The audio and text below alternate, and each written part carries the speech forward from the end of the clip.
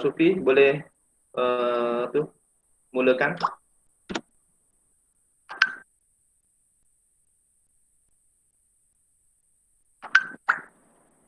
Sufi,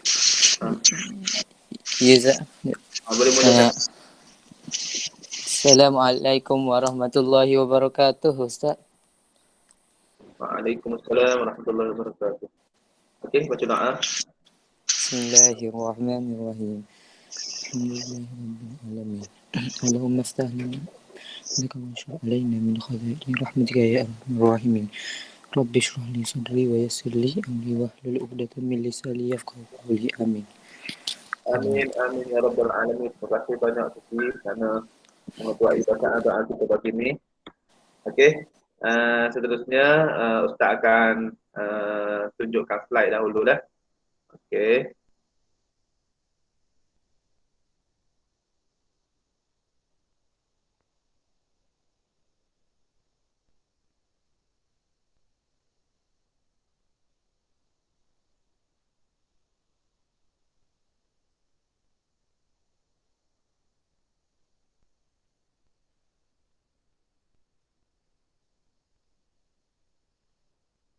Okey, baik.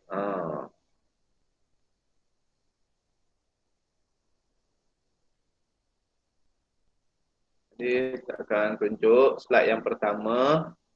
Untuk kita hari ini tajuk Maharat Al-Quran, sesi Maharat Al-Quran, hukum-hukum yang ada pada sebutan huruf ra. Kita baca Quran adanya huruf ra. Di antara huruf-huruf hijaiyah yang kita kenal adanya huruf ra. Jadi nak tak nak masa kita baca Quran kita akan berjumpa dengan huruf ra, dan huruf ra tu ada cara sebutan dia. Bukan ikut sedap sebut je. Okey, baik. Sebelum tu saya akan tunjukkan video dulu. Sila perhatikan. Kalau tak bunyi, tolong bersuara lah seorang. Tolong bagi tahu Ustaz kalau tak bunyi. Okey. Okey semua? Okey, Ustaz. Okay.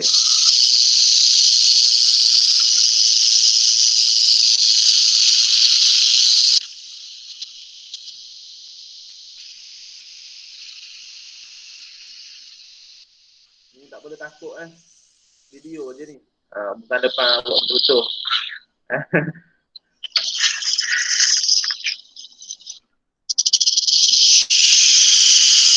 Ni nak suruh perhatikan bunyi sahaja.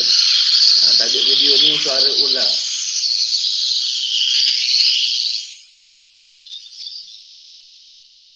Awak tengok tu. Ekor dia gerak-gerak tu.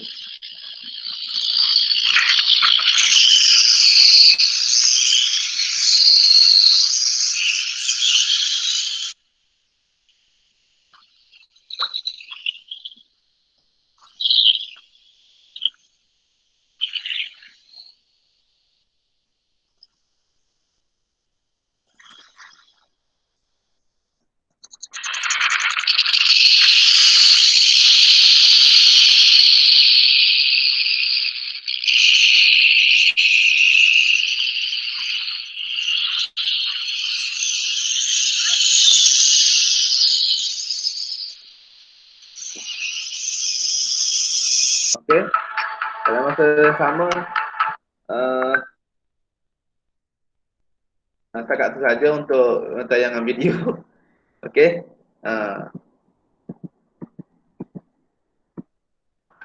Okey.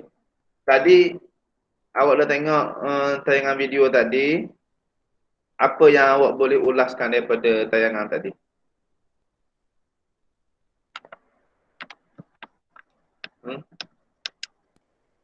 Bunyi ular tak? Bunyi ular. Awak dah dengar bunyi ular. Lepas tu rasa-rasa sebab apa Ustaz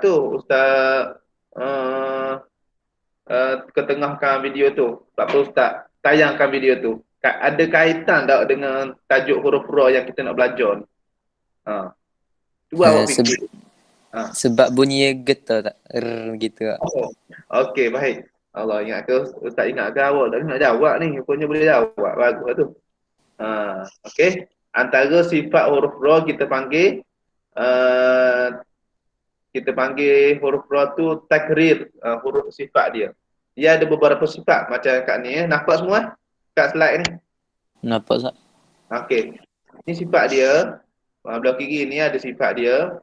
Sifat huruf ra. Ada 7 semuanya. Yang pertama jahar, yang kedua al-inhiraf, yang ketiga at-takrir, yang keempat izlaq, yang kelima tawassut, yang keenam istifal, yang ketujuh al-infitah. Okey. Yang ketiga ni disebut takrir. Takrir ni adalah sifat bergetar pada huruf ra. Yang mana bila kita nak sebut huruf ra, wajib lidah kita dalam keadaan bergetar. Kalau tak getar, tak jadi huruf ra. Ada orang tidak boleh nak getar lidah dia semasa sebut huruf ra, maka tak jadi dah huruf ra. Jadi go. Jadi kena getar. Hujung lidah kena kepada langit-langit kerah belah atas tu. Jadi bergetar dia tu maka menyempurnakan kita akan sebutan huruf ra. Okey. Untuk permulaan, Ustaz akan terangkan dulu berkaitan dengan pembahagian hukum huruf ra. Dia ada beberapa bahagian sebenarnya. Kena tengok molek, kena perhati molek, kalau tak jadi pening. Dia ada beberapa bahagian. Okey, tengok sini. Takrif dia. Innar ra'a laha hukmani. Sesungguhnya ra itu terbahagi kepada dua hukum. Ingat molek, dua hukum. Al-hukmu fil wasli wal hukmu fil waqfi. Yang pertama hukum dia dalam keadaan dia bersambung, dia ada tengah hayat. Dan yang kedua hukum dia wal hukmu fil waqfi, maksud dia ada satu hukum yang mana dia berada di tempat waqaf, hujung-hujung perkataan, hujung-hujung bacaan kita. Kita berakhir dengan huruf ra. Situ maksud dia. Al-hukmu fil wasli yang qasimu ila qismain. Dia kata adapun hukum pada pertengahan bacaan ni, pertengahan perkataan, pertengahan ayat, dia terbahagi kepada dua bahagian. Yang pertama mutaharrikatin wa sakinatin. Dua bahagian ketika kita tengah baca jumpanya huruf ra, jadi dia ada dua bahagian, dua keadaan. Yang pertama huruf ra tu mutaharrikah. Mutaharrikah tu berbaris. Yang kedua sakinah.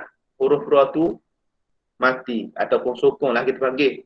Warra'ul mutaharrikah tanqasimu ila thalathati aqsamin.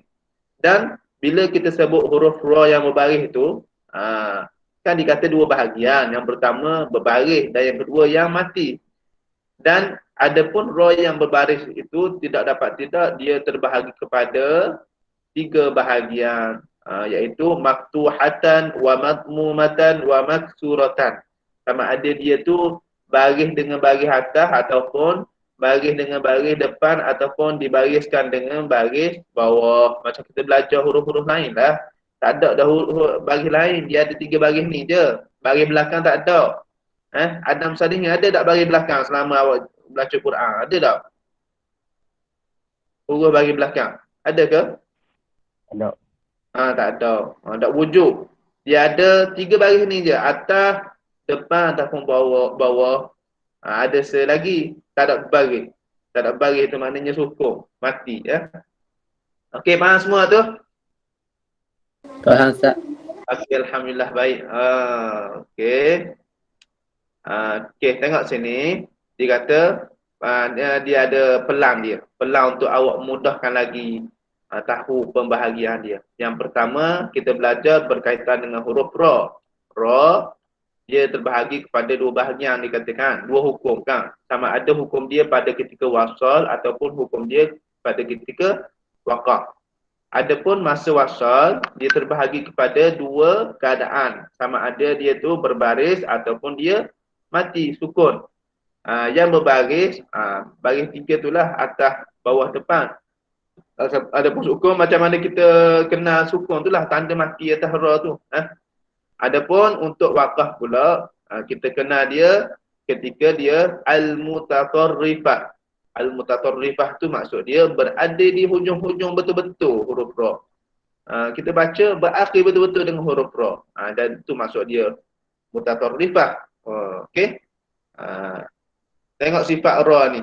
Sepintas lalu Ustaz terangkan berkaitan dengan sifat huruf ra ada 7. Yang pertama dipanggil al-jahru. Jahar lawan dia hamas. Hamas ni maksud dia berhamburan.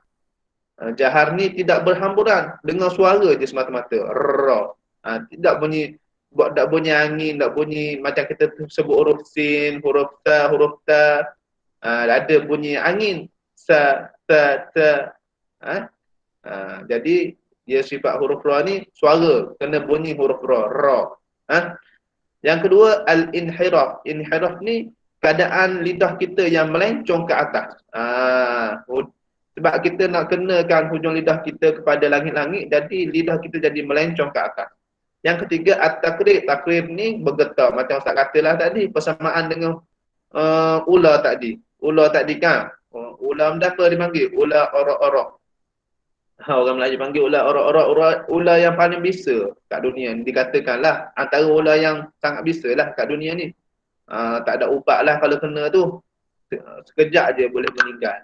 Jadi kat Malaysia ni Ustaz tak pasti. Kurang lah. Tak ada orang jumpa. Dia lebih pada kat negara luar lah. Jadi sangat-sangat berbahaya ular orok-orok ni. Okey, yang keempat. Yang keempat al-izlaq. Al-izlaq ni tergelincir. Jadi lidah kita bila kena pada langit-langit tadi, dia tak statik gitu je, dia tak berhenti gitu je. Macam kita sebut huruf lain. Dia akan lidah kita akan tergelincirkan dia baru dia bunyikan. Lidah kita bergerak.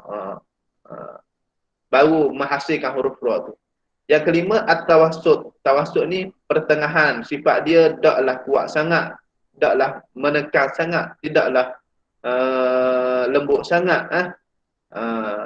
Kita sebut ra. Kita tak boleh tekan nak sebut ra, tak boleh gitu. Kalau tak boleh nak sempurnakan sifat dia. Nak sebut lembut sangat tak boleh juga. Yang keenam al-istifal. Istifal ni pangkal lidah kita menaik-naik ke atas. Jadi lidah kita jadi gitu.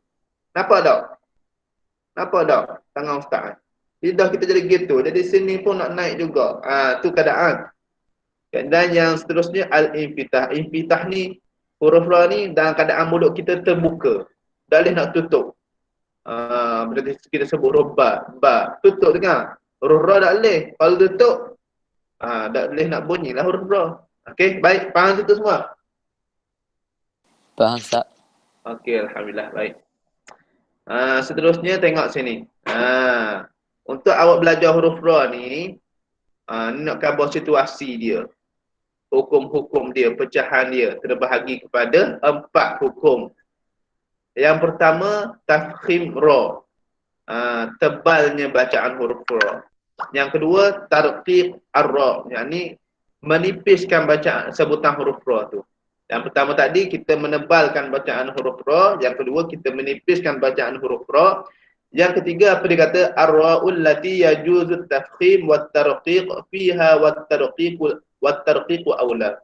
Ra yang harus dibaca tebal ataupun nipis. Tafkhim ataupun tarqiq. Macam kita istilah lam baru ni lah, ada tafkhim, ada tarqiq, tebal nipis. Ni huruf ra pula. Tetapi dikata at-tarqiq wa aula. Adapun di sini tarqiq, baca nipis itu adalah lebih baik, lebih aula. Boleh baca dua-dua, tapi baca dengan nipis itu lebih diutamakan. Yang keempat, ar-ra'ul lati yajuzu tafkhim wa tarqiq fiha wa tafkhim aula. Dan yang keempat, yang terakhir ni, ra yang mana harus dibaca tebal dengan nipis. Adapun di sini dibaca dengan tebal itu lebih diutamakan. Jadi untuk minggu ni Ustaz akan ajar bab tafkhim saja, tebal saja. Yang kedua, yang ketiga, yang keempat ni kita akan belajar pada minggu-minggu seterusnya kerana panjanglah perbahasan huruf ra ni, perlu awak faham betul-betul. Kalau masuk dalam peksa, dalam exam awak, seloklah awak. Agak payahlah kalau tak study betul-betul. Pening pada awak. Dia ada dibahagikan keadaan-keadaan huruf ra tadi pada 4 bahagian ni. Kena ingat balik. Okey. Okey, habis ini. Jadi Ustaz nak teruskan kepada tengok buku teks. Macam mana keadaan huruf ra yang tebal. Nampak semua buku teks ni? Nampak Ustaz? Okey, alatu tafkhimir ra. Okey. Uh, jadi kita tengok keadaan yang pertama. Dia ada beberapa keadaan. Keadaan yang dibaca dengan tebal. Yang pertama, yang kedua, yang ketiga, yang keempat, yang kelima, yang keenam. Jadi 6 keadaan kita akan belajar ini. Dia semua Ustaz nak suruh baca seorang-seorang. Keadaan yang pertama dulu. Siapa nak baca keadaan yang pertama? Saya Ustaz. Okey, cuba baca. Inna rabbakumullah. Okey, baca syarat dia dulu. Syarat dia dulu. Hak tafkhim tu ke antah Awalan, dia kata yang pertama, awalan. awalan antakuna ra maftuhati au madmumati. Okey, bagus. Bahawa sesungguhnya ra itu, ra tu sendiri dalam keadaan dia baris atas ataupun dia berbaris di depan. Jadi kena baca dengan tebal dia kata. Okey, Sufi, cuba baca. Dalam keadaan maftuhatan, dibaca dengan baris atas. Ra baris atas. Inna rabbakumullah. Okey, yang kedua. Daraballahu mathala. Okey, yang ketiga. Anna ghayra dhati syawkati takunu lakum. Okey, ni bagi di atas, baca dengan tebal. Okey, yang bagi di depan pula makmumatan. Cek. Annakum ghayru mu'jizillah. Okey, yang kedua. Qalal kafirun. Okey, yang ketiga. Fahal 'ala ar-rusuli illa al-balaghul mubin. Okey, bagus Sufi. Sangat-sangat baik bacaan kamu. Bagus. Okey, bila bacaan tebal, kena baca tebal betul-betul. Jangan. Okey. Tak nak saya. Okey, bila baca tebal huruf ra, dikata huruf ra tu sendiri bila baris atas atau baris depan kena baca tebal. Jangan baca inna rabbakum berat gitu Kena baca ra. Inna rabba. Ra. Bila tebal ni kita kena faham keadaan mulut kita seolah-olah ke depan gitu. Jadi tak payah malu-malu sebut huruf ra tu dalam keadaan mulut kita ke depan kerana kita nak sempurnakan sifat dia. Daraba. Inna rabba. Anna ghayra. Kalau bagi depan dah, lagilah mulut kita akan pergi ke depan. Annakum ghayru. Ghayru, tak boleh gitu Okey, baik. Yang kedua apa pula seorang?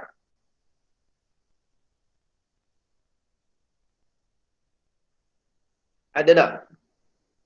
Hanani ada tak? Ya, Ustaz.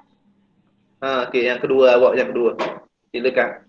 Ya, la takuna ra sakinah takuna asliyan wa qablaha fathah aw dam. Okey, baik. Yang kedua dia kata adalah huruf ra itu dia dalam keadaan mati. Mati dia tu sukunan asliyan, mati yang memang asal-asal, bukan mati yang mendatang. Bukan sukun yang mendatang. Dan sedangkan wa qablaha, sedangkan sebelumnya fathun au dhammun, sedangkan sebelum dia adanya huruf yang berbaris di atas ataupun huruf yang berbaris di depan. Okey, nampak situ ra tu mati. Kan tadi kan awak belajar kan dikata dalam keadaan wasal al-waslu tu dia ada dua keadaan. Yang pertama keadaan dia berbaris. Berbaris tu ada 3 keadaan. Atas, depan dengan bawah. Dan yang kedua dia huruf ra tu mati. Okey, ni huruf ra ni matilah ni. Huruf ra ni mati tapi dia tengok pula huruf sebelum dia adanya huruf berbaris di atas ataupun depan dibaca dengan tebal. Okey. Hanani sila baca. Sukunan asli qablaha fathun. Baca contoh pertama. Summa stawa 'ala al-'arsy. Khalaqas samawati wal ard wa ma arsalna min qablik Okey.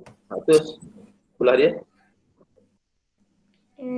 يرسل السماء عليكم ويرسل الصواعق انظر كيف كذبوا على أنفسهم.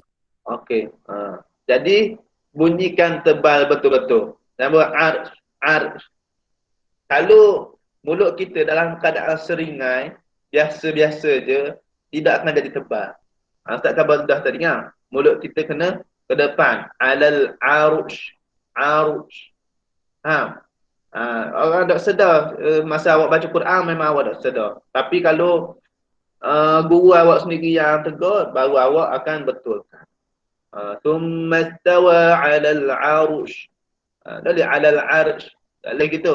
Tak jadi tebal, tak bunyi tebal. Khalaqas samawati wal ard. Ard. Dari ard. Khalaqas samawati wal ard. Wasak macam awak. Tapi ramai baca gitu.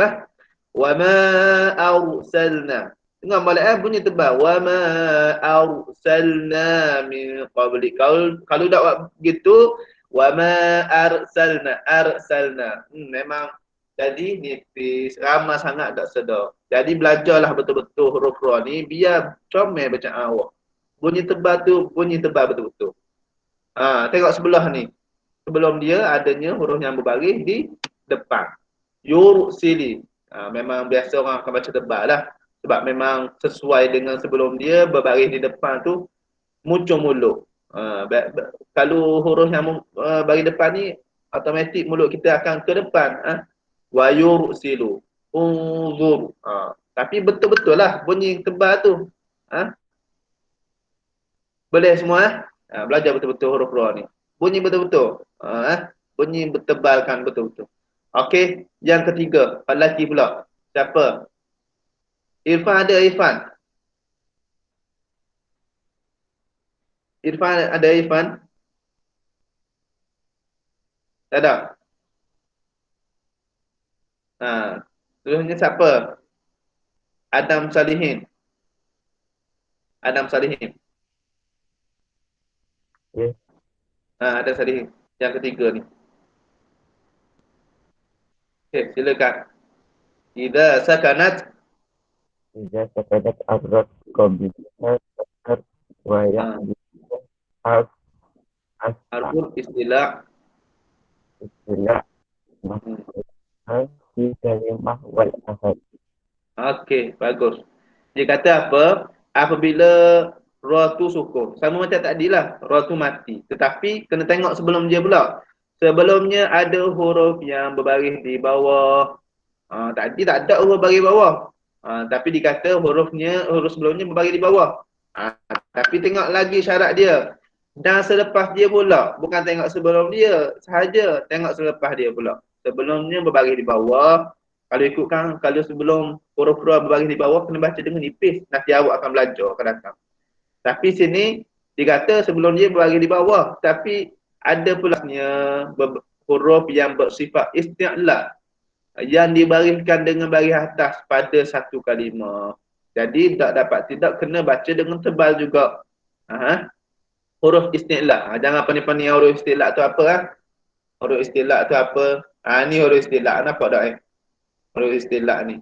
Huruf istilah ni maksud dia huruf yang mana awak sebut pangkal lidah awak akan terangkat, akan menaik-naik. Harfu istilah hiya qa, sa, da, ghain, ta, qaf, dha. Jadi nak sebut nak hafal khusradin qim. Ni huruf-huruf istilah yang awak perlu kenal. Istilah ni salah satu sifat daripada sifat setiap huruf. Ada jahar, hamah, syiddah, ruqawah. Ada istilah, istifal, itbaq, infitah. Kena belajar lah tu. Akan datang insyaAllah. Ni kenalkan huruf istilah dulu. Istilah ni lawan dia istifal. Istifal ni merendah. Istilah ni meninggi. Jadi salah satu daripada huruf istilah tu ada selepas huruf ra. Jadi kena baca dengan tebal. Adam, cuba baca contoh ni. Wa ihsod Okey, bagus. Yang kedua. firqati Okey, lagi. Fiqatin minhum. Okey, lagi. Labil mirsad. Labil mirsad. Okey. Kena baca dengan tebal semua. Macam Ustaz khabar lah. Bila tebal ni, keadaan mulut kita tu kena buatkan dia ke depan. Bukan nak muncul betul-betul gitu. Tak. Tapi keadaan mulut kita tu sebab ketebalan dia tu akan jadi gitu. Tak jadi biasa-biasa seringai gini kan. Tak jadi gitu. Kerana wa irsadan tak boleh gitu. Qirtasin tak boleh. Dia akan jadi wa irsadan. Qirtasin. Masa ra tu jadi muncul dah. Firqatin. Labil mirqadin. Ingat nak baca comel bacaan awak tu, orang dengar, sedap dengar, bacalah gitu Sebab huruf ra ni sangat-sangat banyak dalam bacaan. Awak tengok surah apa tu? An-Nas. Mi syarril waswas. Tu baca dengan nipis lah. Tak boleh baca mi syarril. Ni nipis kat ni kita akan belajar. Akan datang lah. Minggu tu akan datang kita akan belajar. Okey, yang keempat. Rabi'an. Rabi'an. Siapa lagi apa ada? Elia boleh Elia? boleh. Okey, silakan. إذا وقعت الراء ساكنة في أول الكلمة وقبلها همزة الوصل. وقبلها همزة الوصل. Okey, baik, bagus. Apabila berlakunya ataupun adanya huruf ra yang mati juga, sakinatan fi awalil kalimati. Huruf ra tu awal-awal kalimah. Duduk depan. Tetapi sebelumnya ada hamzah wasal. Hamzah wasal. Nak tengok contoh dia. Sila baca contoh dia. Dia. Urkabu. Irkabu. Irkabu. Okey, yang kedua. Irji'u. Okey, kena baca dengan tebal lah sini ya. Sebab dia syarat dia huruf ra tu mati sebelum dia adanya hamzah wasal. Dan huruf ra ni berada di depan-depan.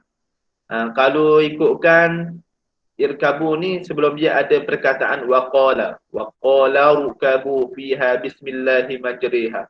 Irji'u ni qala rji'un. Ada perkataan qala. Jadi baca tebal dia macam mana? Mulut awak kena tengoklah baik-baik ya. Irkabu, irkabu, irji'u. Tak dia baca irkabu, irkabu salah. Dengar macam betul dah. Tetapi kalau orang betul-betul belajar tajwid dia akan kata salah. Irkabu tu nipis. Irkabu baru tebal. Irji'u nipis. Irji'u baru tebal. Okey. Yang kelima. Cepat kita nak habis. Ada dua lagi. Siapa lagi lelaki yang belum lagi? Zahin Zafran. Ya Ustaz. Okey, silakan yang kelima. Baca atas dulu kan? Ya. Khamsan idza waqa'at ar-ra sakinah ba'da harfu maksur munfasil anha. Okey, sawa'an akanal kasru al-asliyah wa mun'aridan. Am'aridun. Okey, dikata apa yang kelima ni? Adanya huruf ra yang mati juga. Dah habis lagi ra mati. Yang ketiga dah huruf mati selepas huruf yang dikasrahkan. Yang bercerai daripadanya. Okey. Huruf ra mati tetapi ra tu selepas daripada huruf yang baris bawah. Yang mana huruf yang berbaris bawah tu tak duduk sekali dengan dia. Dia bercerai daripada dia. Dia duduk perkataan sebelum dia lah. Perkataan yang lain lah. Sawa'un akanal kasri asriyan am'aridan. Sama ada kasrah huruf yang sebelum huruf ra tu, kasrah dia memang asal-asal ataupun kasrah yang mendatang. Kasrah tu baris bawah lah. Jangan pening-pening. Bila sebut kasrah tu baris bawah. Okey, tengok ni. Ustaz akan baca lah. Tu contoh dia. Rabbirji'un. Okey. Huruf ra mati. Sukun kan. Sebelumnya adanya huruf ba yang berbaris di bawah. Okey. Ni memang kasrah asli lah. Alladhi rutada. Huruf ra yang mati. Sebelumnya adanya huruf zal yang berbaris di bawah. Rabbirhamhuma. Sebelumnya ada baris bawah. Ni maknanya senanglah nak faham. Adanya ra mati permulaan kalimah. Dan sebelum dia adanya huruf yang berbaris di bawah tetapi berlainan daripada kalimah dia. Yang kedua, aridan, sukun yang mendatang sebelum dia. Asal tak sukun tapi kena baca dengan sukun. Sebab tak boleh baca kalau aridan maknanya kasrah tu bagi bawah tu mendatang, bukan bagi bawah yang asal. Kalau tidak baca dengan bagi bawah maka tak boleh nak baca. Contoh dia, illa man irtada. Asal dia illa man irtada. Illa man irtada. Jadi kena baca dengan tebal kat sini ya. Tengok syarat dia. Huruf ra sebelum dia adanya huruf yang berbaris di bawah. Ni sukun yang mendatang. Kalau tak nak baca illa man, tak boleh nak baca. Bertemu dua sukun. Jadi kena bariskan dengan huruf nuning bagi bawah. Ini pun sama. Inirtabatum. Inirtabatum. Kena baca tebal. Inirtabatum. Huruf ra sebelum dia adanya huruf yang berbaris di bawah. Tapi baris bawah ni bukan yang asal tapi yang mendatang. Sebab perkataan asal dia irtabatum. Jadi kena baca inirtabatum. Dibariskan dengan baris bawah kerana tak boleh nak baca. Okey. Yang ketiga, amirtabu. Huruf ra sebelum dia ada huruf mim yang dibariskan dengan baris bawah kerana asal dia irtabu. Dibariskan kena baris bawah kerana kalau tidak tak boleh baca. Tak boleh nak baca gitu Jadi kena baca dengan tebal. Amirtabu. Okey, ni keadaan yang kelima dan yang terakhir sekali. Yang terakhir sekali Ustaz baca Idza kanat ar-ra mutatarrifatan wa mutaharrikatan wa 'urida laha as-sukun li ajli al-waqfi. Apabila adalah huruf ra tu berada di hujung. Berada di hujung-hujung. Wa mutaharrikah, dan dia pula berbaris. Wa 'urida laha as-sukun, dan diberikan dengan baris mati. Sebab apa? Kerana li ajli al-waqfi. Kerana kita nak berhenti situ. Macam biasalah awak baca-baca, awak pun tak cukup nafas, awak pun nak berhenti pada perkataan tu. Ataupun dia memang tepat-tepat waqaf. Jadi kena baca dengan berakhir dengan huruf ra. Jadi huruf ra tu awak kena fikir, huruf ra tu tebal ataupun nipis. Jadi sini kita nak cover tebal lah, syarat-syarat dibaca dengan tebal. Dia kata huruf ra tu berada di hujung-hujung dan kita nak berhenti pada huruf ra tu. Jadi dikata lagi kana al-harful ladzi qablaha maftuhan aw madmuman, adalah huruf yang sebelum huruf ra tu dibariskan dengan baris atas ataupun dibariskan dengan baris depan. Sebelum huruf ra tu adanya huruf yang baris atas ataupun baris depan. Ataupun au alifan aw wawan sakinatan, ataupun sebelum huruf ra yang berada di hujung tu adanya huruf alif ataupun waw yang sukun. Nak kata ada huruf mat lah, alif dengan waw tu. Aw harfan sakinan sahihan qablahu fathun aw harfan sakinan sahihan qablahu dhamm. Ataupun sebelum dia adanya huruf yang sukun secara sahih, dan sebelum tu adanya fathah, huruf yang berbaris di atas. Nanti kita tengok contoh dia.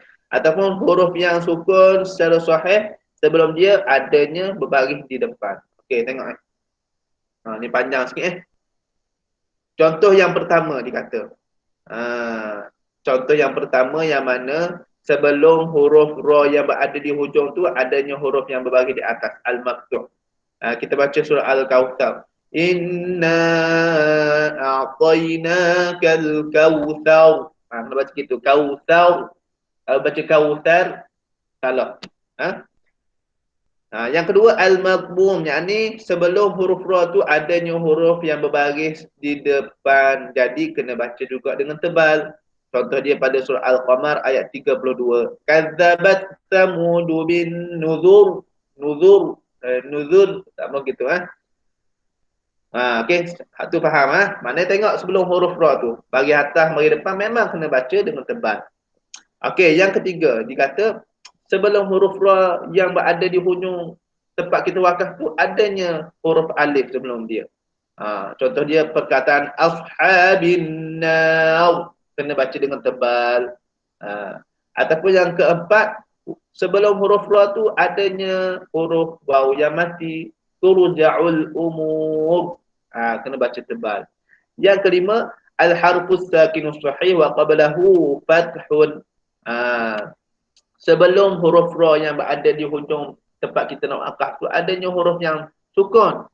Dan sebelum huruf yang sukun tu adanya huruf yang berbaris di atas. Jadi kena baca dengan tebal juga. Laqudiyal amru. Tambah laqudiyal amr. Tambah biasa je. Laqudiyal amru. Kena baris. Kena mulut kita ke depan. Ataupun yang terakhir sekali al-harfus sakinus sahih wa qablahu dhammun. Huruf yang sebelum huruf ra yang berada di hujung tempat kita wakaf tu adanya huruf yang sukun dah. Memang secara asal. Sebelum huruf yang sukun tu ada pula huruf yang berbaris di depan. Contoh dia yuridullahu bikumul yusru. Tak boleh yusr sama kita yusru. Kena baca dengan tebal. Okey? Habis untuk hari ni tafkhim. Akan datang kita akan belajar tarqiq insya-Allah. Okey. Selepas ni insya-Allah Ustaz akan tutup GM dan kita akan belajar secara tidak segera pula. Lebih kurang dalam setengah jam.